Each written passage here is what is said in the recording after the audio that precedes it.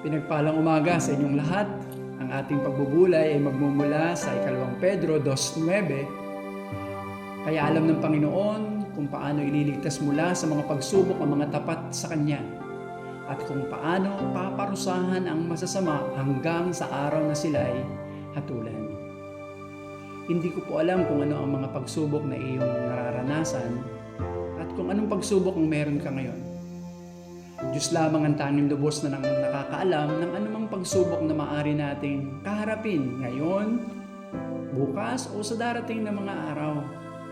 Ang natatanging sigurado ay may pagsubok tayo habang naririto sa lupa. Subalit sinabi sa talatang binasa ko, alam ng Panginoon kung paano ililigtas mula sa mga pagsubok ang mga tapat sa Kanya. Sa English, the Lord knows how to rescue the godly from trials. Napakaganda at napakainam na mabasa at marinig mula sa salita ng Diyos na anumang pagsubok meron tayo.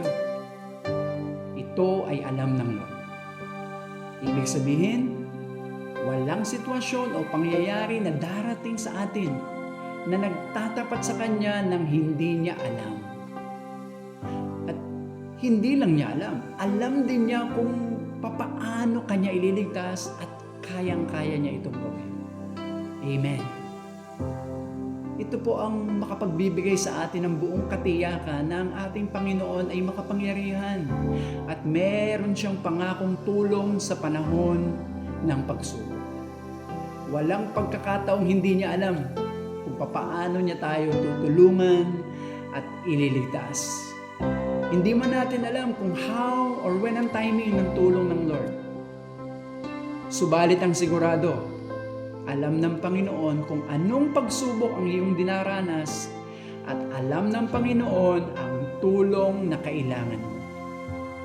At ang pagliligtas at tulong niya ay darating ayon sa Kanyang tamang panahon at ayon sa Kanyang kaparaanan na mas makabubuti sa atin at mas makapagbibigay kaluwalhatian sa Diyos.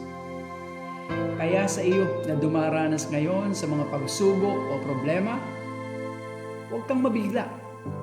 Bagkus, magtiwala ka sa ating Panginoong Hesus. Sa Diyos ang papuri. Shalom.